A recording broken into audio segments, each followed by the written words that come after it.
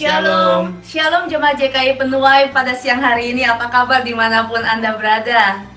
Sungguhnya luar biasa. Perbedaan antara kebodohan dan kecerdasan adalah kecerdasan memiliki batas. Mazmur 119 ayat 66 berkata, "Ajarkanlah kepadaku kebijaksanaan dan pengetahuan yang baik, sebab aku percaya kepada perintah-perintah-Mu." Orang bijaksana tidak akan pernah mencoba merubah dunia, tetapi dia akan berusaha merubah dirinya menjadi lebih baik. Mari Bapak Ibu, pada siang hari ini kita beribadah bersama-sama dengan penuh sukacita, antusias bagi Tuhan Raja kita. Selamat beribadah, Tuhan Yesus memberkati.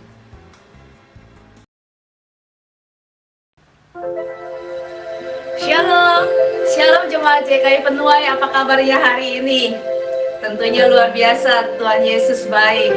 Mari kita sama-sama bersyukur, kita datang ke hadirat Tuhan kembali pada Sabtu siang hari ini, karena kami percaya penyertaan Tuhan tiada henti di hidup kita. Mari sebelumnya kita berdoa bersama-sama. Tuhan Yesus yang baik, yang kami sembah, terima kasih Bapak atas penyertaan Kau dalam hidup kami yang begitu luar biasa. Kami mau terus Bapak memuji, memuliakan nama-Mu. Kami datang di hadapan-Mu. Kami minta tangan penyertaan Tuhan yang terus menyertai hidup kami Tuhan. Kiranya Engkau juga yang memberkati ibadah siang hari ini ya Bapak. Buka mata hati kami sehingga kami dengan mudah ya Bapak menerima semua firman-Mu, semua kehendak-Mu ya Bapak terjadi dalam kehidupan kami. Terima kasih Tuhan Yesus. Mari sama-sama kita katakan amin. Mari kita naikkan pujian kita, datang ke hadirat-Nya.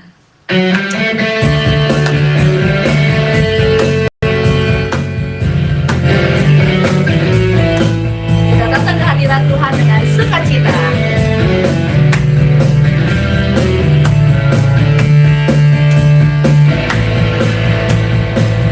Datanglah ke bait-Nya dengan hati bersyukur.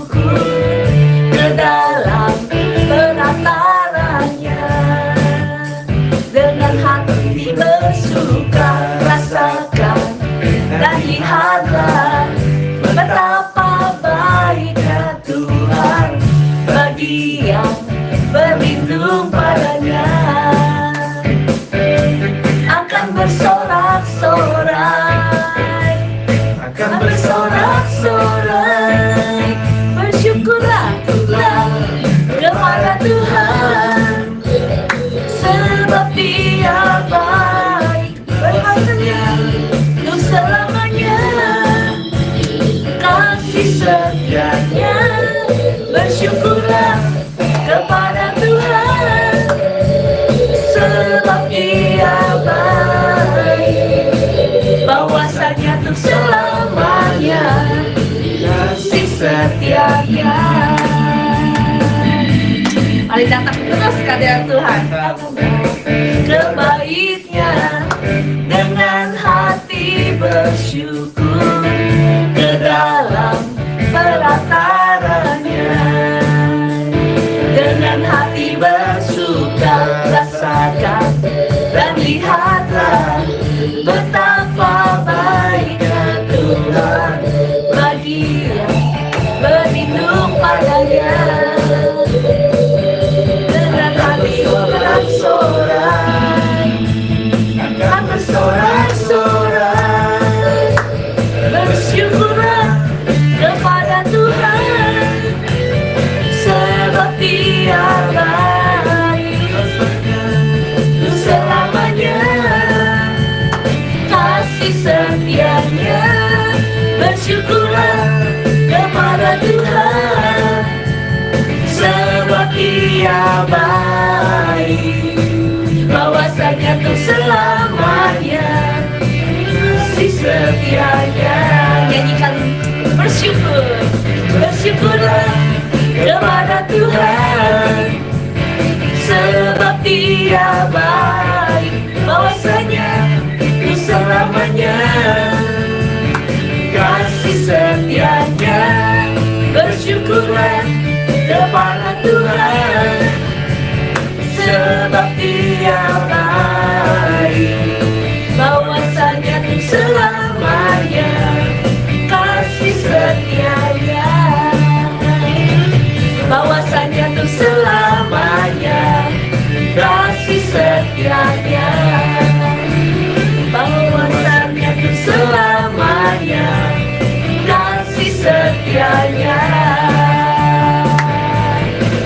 bersyukurlah.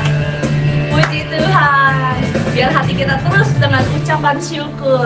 Mari saudara-saudara kita siapkan hati kita untuk mendengarkan firman Tuhan.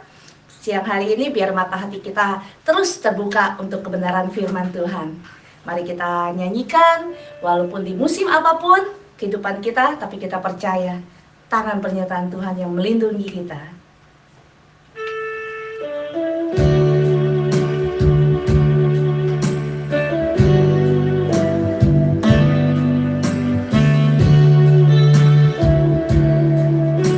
Kasih setia Tuhan tetap ada dalam hidup kita. Musim berlalu, namun kau selalu peliharaku.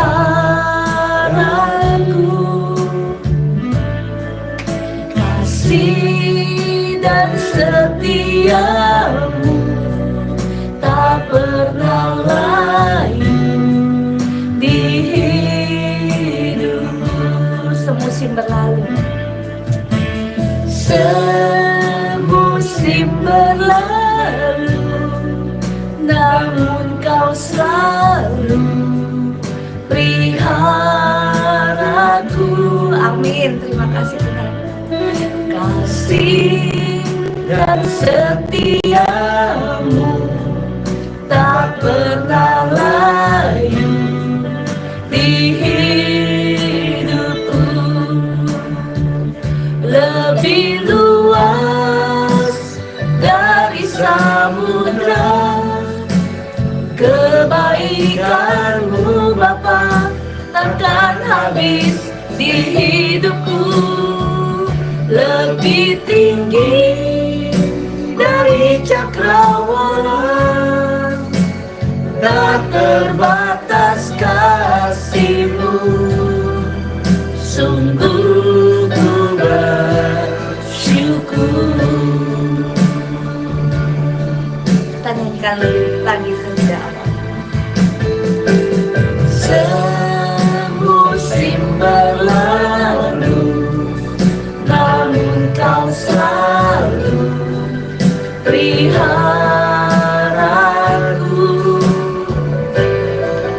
Kasih dan setiamu tak pernah layu di hidupku. Lebih luas dari samudra kebaikanmu Bapa takkan habis di hidupku. Lebih tinggi dari cakrawala, tak terbatas kasih-Mu. Sungguh ku bersyukur. Lebih luas dari samudra kebaikan-Mu Bapa takkan habis di hidupku. Lebih tinggi dari cakrawala, tak terbatas kasih-Mu. Sungguh ku bersyukur. Tak terbatas kasih-Mu, tak terbatas kasih-Mu. Sungguh ku bersyukur. Tak terbatas kasih-Mu. Sungguh ku bersyukur.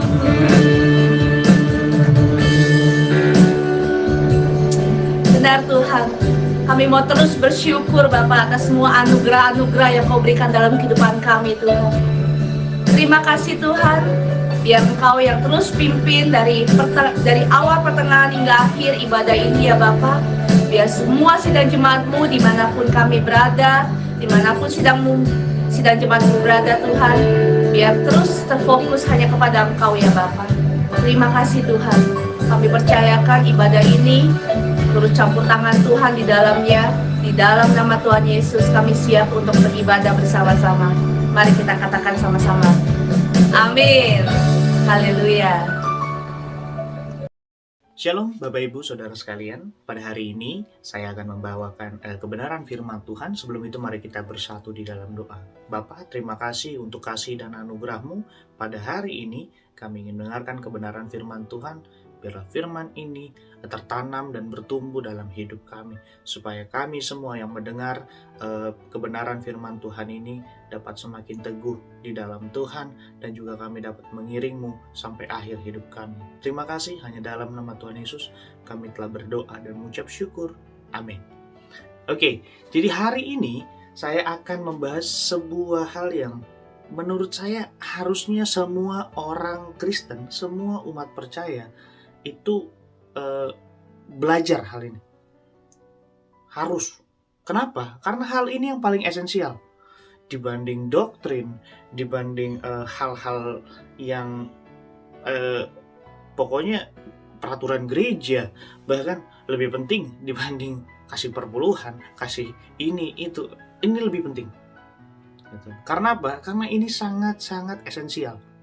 Jadi hari ini kita akan belajar tentang mengapa kita harus berteologi. Oke, ulangi sama saya. Mengapa kita harus berteologi. Nah, teologi sendiri itu secara etimologi atau secara kata itu adalah theos dan logos. Itu terdiri dari dua kata, theos dan logos. Theos sendiri adalah Tuhan, logos itu ilmu. Nah, orang-orang kalau ngertiin secara etimologi itu artinya bisa ilmu tentang Tuhan, atau disiplin ilmu yang mempelajari Tuhan, atau juga ilmu ketuhanan. Tapi secara etimologi ya begitu. Hanya menurut saya ini kurang tepat. Karena apa? Karena dalam teologi subjeknya bukan Tuhan. Tuhan itu nggak bisa Tuhan itu nggak bisa jadi objek. Karena Tuhan itu terbatas secara penelitian. Kita nggak bisa teliti Tuhan. Gimana caranya kita teliti Tuhan? Hanya melalui firman-Nya. Benar nggak? Hanya lewat Alkitab, teks yang udah ada, yang diwahyukan. Kita hanya bisa teliti Tuhan sebatas itu. Nggak bisa lebih. Pernah dengar perumpamaan kan? Gimana kita mau tahu Tuhan? Gitu. Kayak lautan, mau kita taruh di ember, nggak bisa. Isi air semua di lautan kita taruh ember, nggak bisa. Kita nggak bisa tahu Tuhan, kita nggak bisa pelajari Tuhan, nggak bisa. Tapi inilah uniknya teologi. Subjeknya atau orang-orang yang mempelajarinya itu juga adalah objek dari pelajarannya. Wah, gimana tuh? Subjek adalah objek. Nah, nanti kita akan belajar lagi.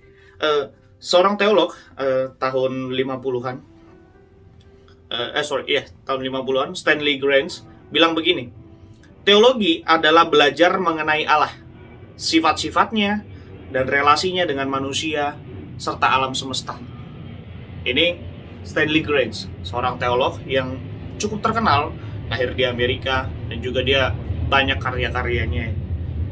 Lalu saya sendiri, Benny Samuel, saya bukan teolog terkenal, saya teolog setidaknya untuk diri saya sendiri dan untuk jemaat saya di masa depan nanti. Teologi adalah upaya intelektual dan spiritual umat percaya dalam mengenal pribadi Allah, kehendaknya atas seluruh ciptaan. Saya ulangi sekali lagi. Teologi adalah upaya intelektual dan spiritual umat percaya dalam mengenal pribadi Allah, kehendaknya atas seluruh ciptaan. Oke, mungkin agak susah ya, agak susah. Jadi teologi itu adalah sebuah usaha manusia untuk kenal Tuhan. Gimana nih pribadinya Tuhan, gimana sifatnya Tuhan, apa aja yang bakal Tuhan lakuin. Kalau misalnya dalam hidup saya apa ya yang bakal Tuhan lakuin. Nah ini nanti yang akan kita bahas lebih lanjut. Nah teologi sendiri bukan disiplin ilmu yang eksklusif.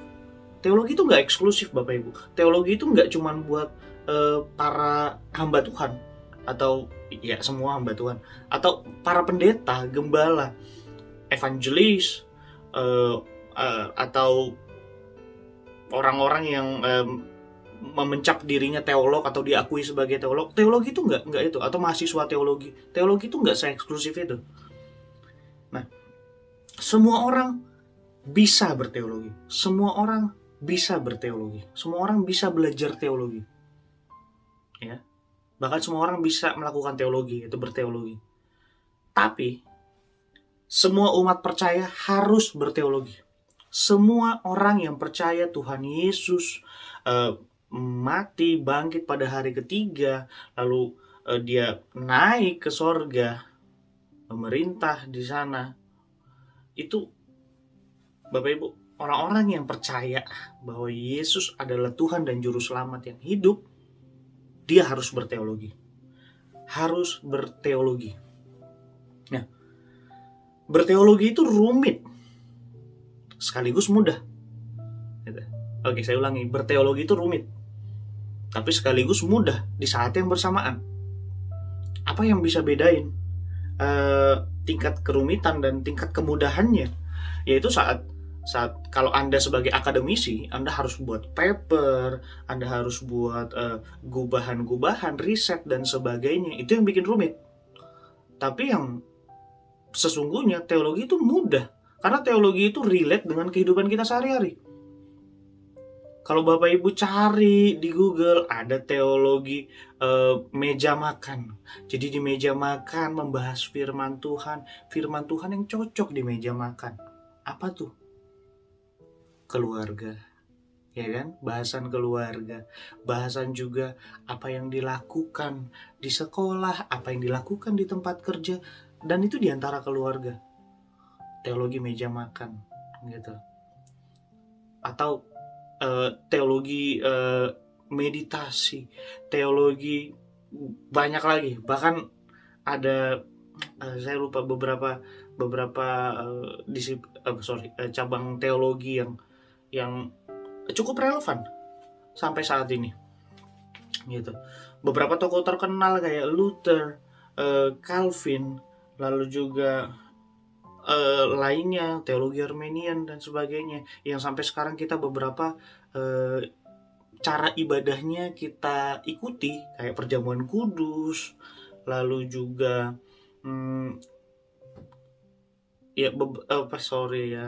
itu kayak minggu pertama perjamuan kudus ada di beberapa gereja tiap minggu, bahkan ada juga yang beberapa hari.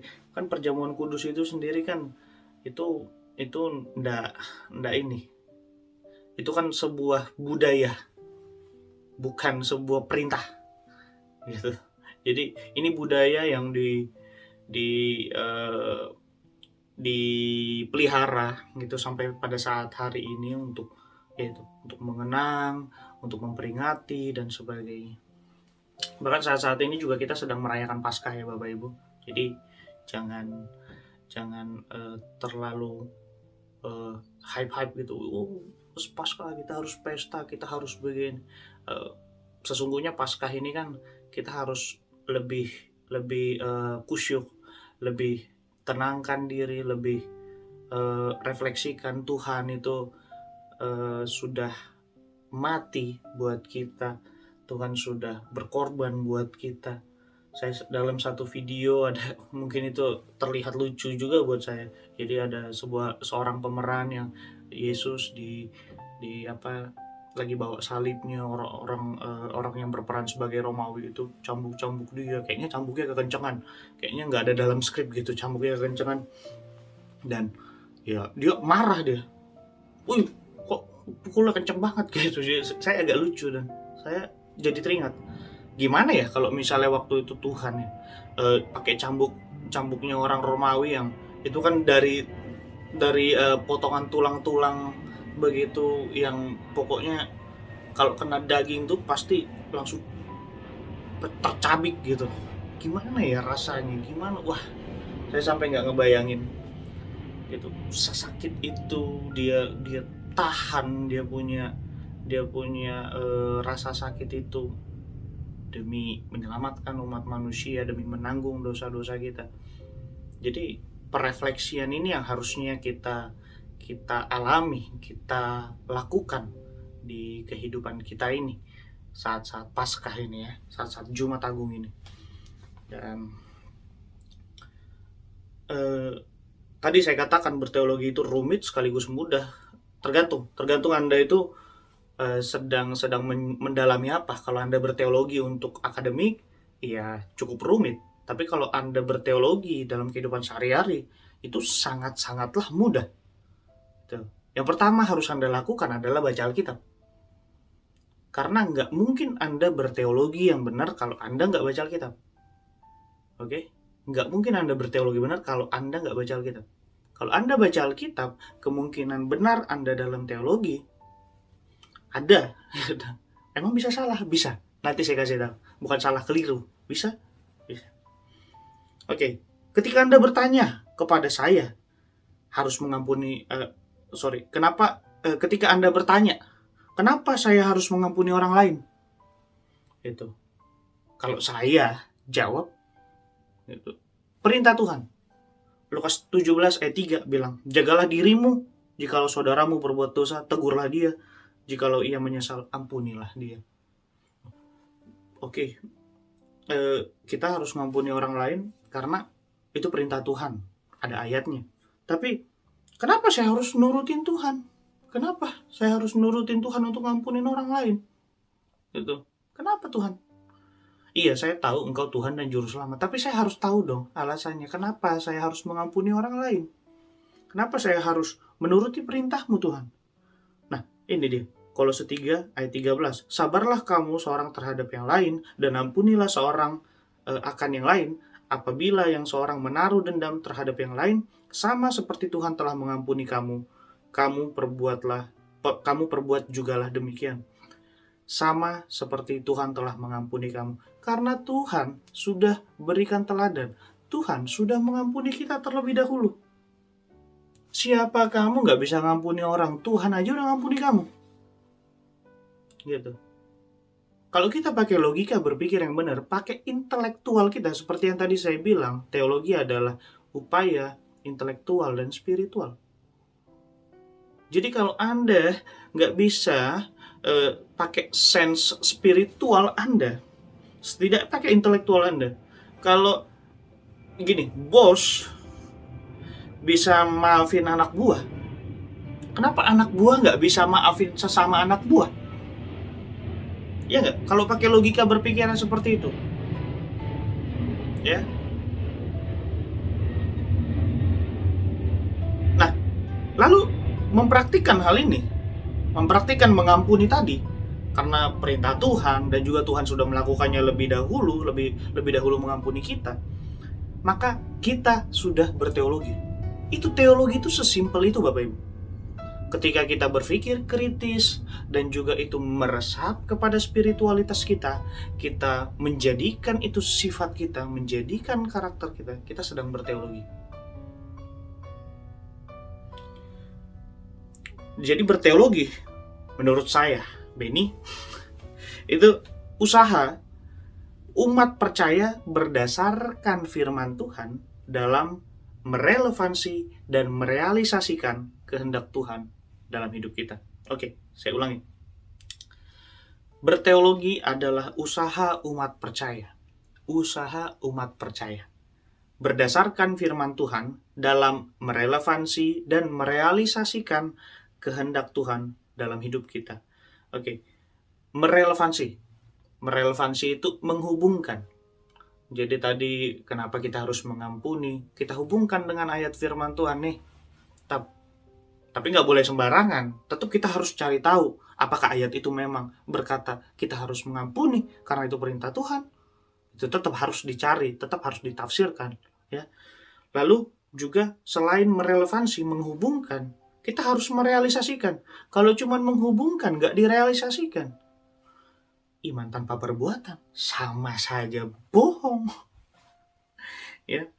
Lalu contoh-contoh lainnya, kalau sedang marah atau naik pitam, apa yang harus Anda lakukan? Efesus 4 ayat 26 sampai 27. Apabila kamu menjadi marah, janganlah kamu berbuat dosa. Janganlah matahari terbenam sebelum padam amarahmu, ayat 27. Dan janganlah beri kesempatan kepada iblis.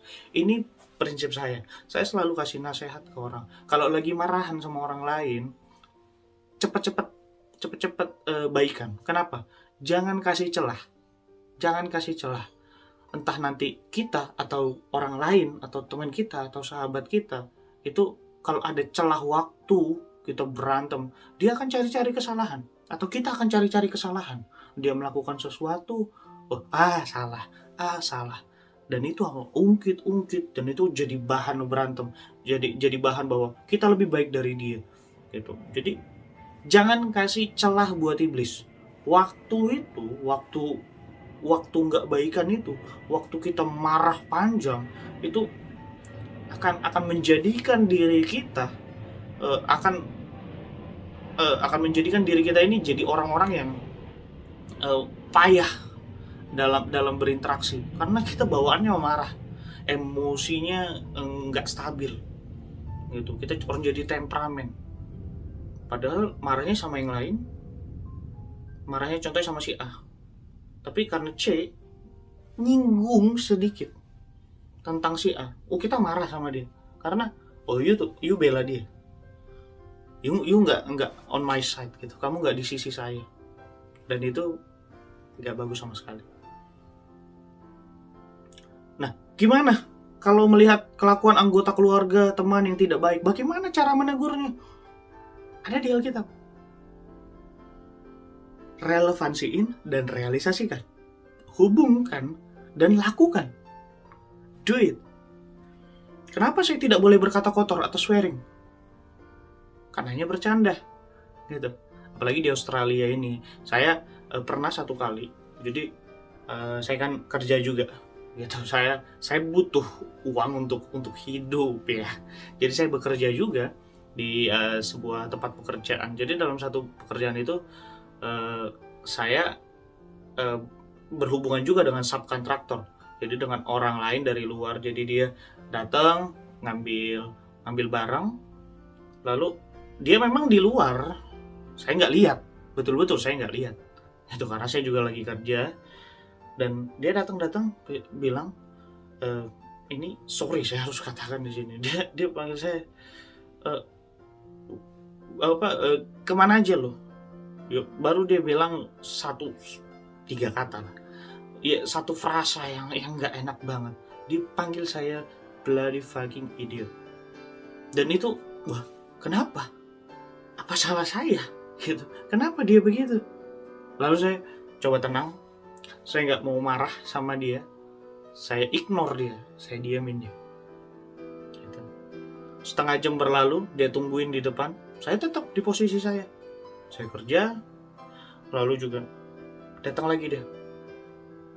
Kenapa? Nggak diambil barangnya? Kenapa? Gitu. Saya diam. You just mocking me. Kamu baru aja ngatain saya. Jadi kalau kamu nggak bisa being nice to other person, saya nggak mau gitu. Kalau kamu nggak bisa baik sama orang lain, sorry, gitu. Saya nggak bisa kerja sama kamu. Padahal kita ini nggak kerja satu perusahaan, hanya kerja sama saja. Dia datang. 15 menit kemudian dia datang dengan baik. Lalu saya pun lihat, kayaknya kasihan nih. Ini orang tua, jauh lebih tua dari saya, rambutnya udah putih, saya juga kasihan. Cuman saya harus kasih pelajaran sama dia. Dia panggil manajer saya. Ngobrol, manajer ngomong sama saya. Kenapa kamu begitu? Saya bilang, enggak, dia katain saya tadi. Saya harus kasih pelajaran sama dia. Even dia lebih tua, way older than me, tapi saya harus kasih pelajaran. Nggak boleh begitu sama orang yang baru ketemu, baru kenal. Nggak boleh kayak gitu. Kira manajer juga paham. Sampai akhirnya dari 30 menit tambah 15 menit, lalu juga berakhir dengan 1 jam lebih lah, 1 jam 5-10 menit. Dia datang dan boleh nggak? Could you please pick up nih barang gini. Gue nggak bisa turunin nih barang, tolong dong. Oke. Akhirnya saya oke. Tapi next time nggak boleh gitu ya. Sampai akhirnya kita jadi temen baik sampai hari ini. Kalau dia datang, pokoknya saya bilang ngopi di dalam. Ayo gitu, udah tenang aja, tenang gitu. Jadi begitu. Dan itu semua dari dasar-dasar firman Tuhan. Kan dibanding saya harus balikin makian dia, saya harus lambat berkata-kata. Saya nggak boleh. Ini firman Tuhan. Kita harus lambat berkata-kata. Nggak boleh kita. Tiba-tiba dia katain kita sambar dengan kata yang balik. Nggak boleh. Firman Tuhan nggak ngajarin gitu. Ketika kita kerja, itu yang saya lakukan. Saya berteologi. Mana kerja? Harus kerja maksimal. Kerja keras. Apalagi di salah satu gereja di JKI Host, itu kan visinya tahun ini extra mile gitu. Extra mile itu bukan cuman kerja maksudnya saat kerja nggak cuman kerja maksimal, enggak, tapi sampai melebihi batas. Itu kerja extra mile itu nembus batas, nggak cuman maksimal tapi nembus batas. Lalu pertanyaan-pertanyaan seperti kenapa pria nggak boleh berpakaian seperti wanita? Kenapa wanita nggak boleh berpakaian seperti pria? Kenapa nggak boleh suntik testosteron atau apa gitu? Kenapa nggak boleh ini? Kenapa? Bagaimana? Nah, pertanyaan-pertanyaan ini kita harus relevansikan dalam Alkitab. Lalu juga kita realisasikan dalam kehidupan kita. Dan banyak pertanyaan-pertanyaan yang tadi yang kita pertanyakan itu adalah bukti yang menunjukkan bahwa Anda, saya, kita umat percaya yang melakukan itu sedang berteologi. Jadi Anda sadar nggak sadar, Anda sedang berteologi.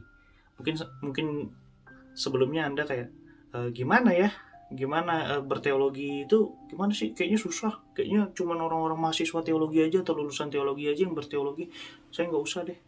Ternyata nggak, teologi itu relevansinya buat seluruh ciptaan. Ada teologi ekologi, gimana nih ya ekosistem, baik laut, baik darat, baik udara, itu relevansinya dalam teologi itu gimana ya, hubungannya dalam teologi gimana ya, itu cari aja. Ada teologi ekologi. Teman saya di Melbourne, dia dulu majornya itu teologi ekologi.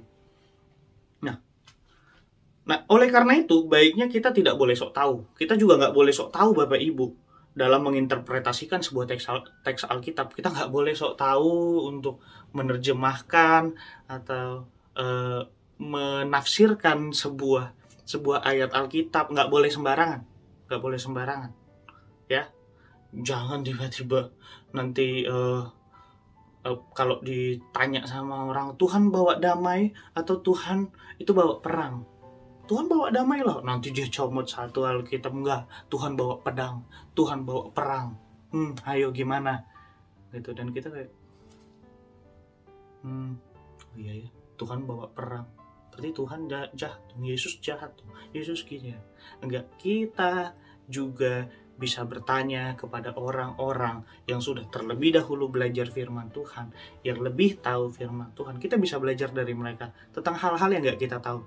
Jadi jangan pernah sok tahu. Apalagi kita udah sok tahu, kita kasih tahu ke orang lain. Lebih parah itu.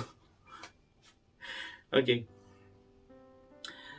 Kekeliruan yang dipegang kuat-kuat, bahkan dihidupi sungguh-sungguh, maka itu adalah kebenaran baginya.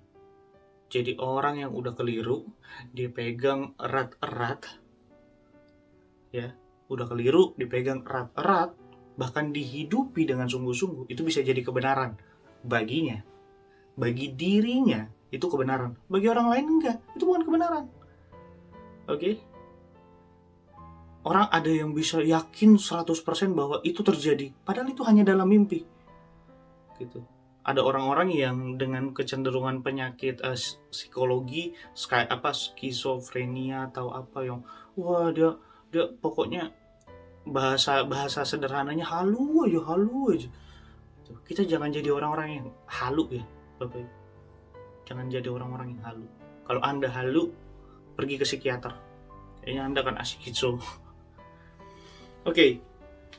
Salah satu kekeliruan yang tercatat di dalam sejarah, menurut saya ini kekeliruan, oke? Menurut saya ini kekeliruan.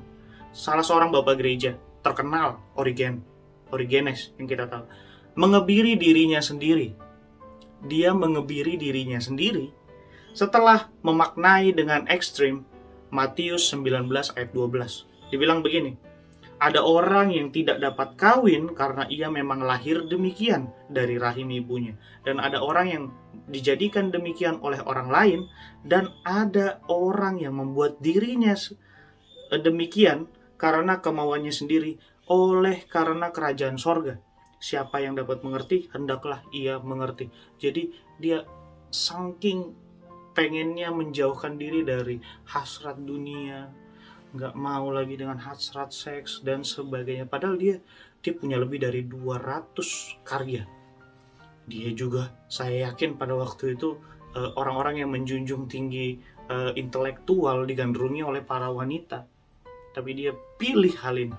Dia pilih mengebiri dirinya sendiri. Dan dengan memaknai ekstrim Matius 19 ayat 12. Oke? Anda memaknai Tuhan bilang, ampuni 70 kali 7 kali. Jadi batasnya 490 kali ya Tuhan, saya mengampuni orang. Orang yang sama 490 kali. Kalau sama istri atau sama anak, panjang kan hubungannya, bersama-samanya panjang. Tiap hari pasti ada kesalahan. Tiap minggu pasti ada kesalahan. Ngampunin. Kalau sehari satu kesalahan 365 hari, oke, 1 tahun lebih sedikit, itu udah habis tuh jatah. Apakah yang ke 491 kita nggak boleh ngampunin dia? Kita nggak boleh keliru ya Bapak Ibu. Kita harus tahu nih, apa makna firman Tuhan ini juga. Nah, mari berteologi dengan sehat dalam berkeluarga. Bertingkah laku sesuai perannya dalam keluarga ada di Alkitab. Seorang bapak bagaimana, seorang ibu bagaimana, seorang anak bagaimana, istri bagaimana, suami bagaimana. Itu ada tuh tuntunannya di dalam Alkitab. Dalam berjemaat gimana kita pakai karunia kita untuk membangun jemaat, untuk melengkapi jemaat lokal yang ada yang punya karunia bahasa roh, berbahasa roh, menginterpretasikan bahasa roh, lakukan. Ada yang punya karunia menyembuhkan, karunia mengajar, karunia lainnya. Ada yang jadi gembala, ada yang jadi pengajar, evangelis, ada yang jadi rasul, nabi. Pakai itu semua. Dan juga dalam bertuhan kita harus bisa, nggak cuman kita jadi orang-orang yang memperhatikan sekitar, tapi kita lupa Tuhan. Nggak bisa. Kita harus semua jalan bareng. Ini susah, tapi kalau udah dijalani, ini akan terasa ringan.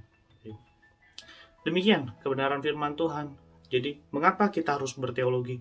Karena kalau Anda berteologi, Anda sedang menjadikan diri Anda sedang berupaya menjadikan diri Anda sesifat dengan Tuhan, sekarakter dengan Tuhan. Demikian kebenaran firman Tuhan.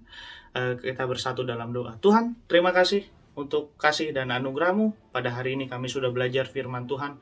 Biarlah semua umat Tuhan yang sudah mendengar firman Tuhan ini dapat menjadi kuat dan teguh di dalam Tuhan, serta mampu merelevansi, menghubungkan segala firman Tuhan dalam kehidupannya, sehingga ia bisa melakukan semuanya tidak keluar daripada kehendak Tuhan. Terima kasih, hanya dalam nama Yesus kami berdoa. Amin. Haleluya, Bapak Ibu yang dikasihi Tuhan, mari kita akan bersama-sama. Setelah kita menikmati firman Tuhan, kita akan berdoa, naikkan syafaat dan permohonan kepada Tuhan. Firman Tuhan berkata, 1-2 orang sepakat memanggil nama Tuhan, Dia akan mengerjakan perkara yang dahsyat. Amin. Mari kita berdoa bersama-sama. Bapa Surgawi, hati kami penuh dengan ucapan syukur pada saat ini. Kami menaikkan doa kepada Tuhan, biar kasih setia Tuhan terus limpahkan atas setiap kehidupan sidang jemaat-Mu, khususnya yang ada di Wolong Wolonggong Tuhan. Kami berdoa, rindu sungguh hati kami Tuhan untuk bisa kembali akan beribadah secara onsite Tuhan. Kau membuka jalan, Kau membuka tempat, sehingga Tuhan kami boleh segera bisa bersama-sama nanti bersekutu dengan saudara-saudara seiman yang ada di Wolonggong dan sekitarnya. Kami minta di dalam nama Tuhan Yesus, bukakan Tuhan Yesus kesempatan untuk kembali kami bisa onsite ibadah bersama-sama. Kami doakan untuk rangkaian acara Easter, Tuhan juga memberkati seminar keluarga yang sedang berlangsung juga Tuhan berkati. Bahkan besok Minggu kalau kami akan beribadah merayakan Paskah juga Tuhan memberkati. Tuhan, kami juga doakan untuk acara pentabisan bagi para pastor yang ada. Tuhan, tambahkan otoritas, Tuhan tambahkan kepercayaan, Tuhan tambahkan kesetiaan di dalam kehidupan mereka. Kami memuji kebesaran-Mu ya Tuhan, nama Tuhan dipuji dan dipermuliakan. Saat ini kami ingin berdoa untuk seluruh sidang jemaat, khususnya yang ada di Wolonggong, dan setiap kami yang juga mengikuti program acara ini. Kalau ada yang lemah, kami berdoa biar kekuatan Roh Kudus memberikan kekuatan yang baru, bahkan yang susah mendapatkan penghiburan, dan yang sakit kami mau berkata, Engkau Yehova Rafa kami, Tuhan yang menyembuhkan. Bapak Ibu yang dikasihi Tuhan, segala kebutuhan-Mu, perhatikan Tuhan mati di atas kayu salib, supaya Engkau dan saya juga mengalami mujizat-mujizat yang luar biasa. Kami memuji kebesaran-Mu ya Tuhan. Sekali lagi biar kasih kemurahan Tuhan limpah atas kehidupan seluruh sidang jemaat Tuhan. Terpuji nama-Mu, kami berdoa, kami naikkan syukur kami, dan ibadah kami 2 minggu yang akan datang juga Tuhan memberkati dengan luar biasa. Demi nama Yesus kami berdoa. Haleluya. Semua kita berkata amin. Tuhan memberkati kita sekalian. Semangat, haleluya. Haleluya, ibadah telah selesai Bapak Ibu sekalian. Kami mengucapkan terima kasih sekali lagi kepada Pastor Benny Samuel yang sudah memberitakan firman Tuhan yang luar biasa untuk pertumbuhan iman kita. Kita percaya bahwa setiap firman yang kita dengar bisa menguatkan kehidupan Bapak Ibu dan saya. Mari kita berdoa di dalam kasih setia Tuhan. Terima kasih Tuhan atas siang hari ini Tuhan. Tangan penyerta-Mu menyertai setiap kehidupan kami Tuhan. Dimanapun kami berada Tuhan, hamba berdoa secara khusus untuk Pastor Benny Samuel Tuhan. Kau berkati hidupnya, Kau berkati masa mudanya, Kau berkati Tuhan pernikahan yang sebentar lagi Tuhan. Kami percaya Kau yang menyertai kehidupan anak-Mu ini Tuhan. Terus Tuhan untuk setia dan melayani-Mu Tuhan. Terima kasih Bapa, segala puji syukur hanya bagi nama-Mu Tuhan. Mari Bapak Ibu kita angkat kedua tangan untuk menerima berkat yang datang daripada Tuhan. Terima kasih bahwa berkat Tuhan yang berlimpah-limpah dari persekutuan kasih Tuhan Yesus Kristus, penyertaan, penghiburan yang datang daripada Roh Kudus menyertai hidupmu dan hidupku mulai hari ini sampai Maranatha Tuhan Yesus datang kedua kali. Di dalam nama Yesus Tuhan kami berdoa, kami mengucap syukur. Yang percaya katakan amin. Shalom.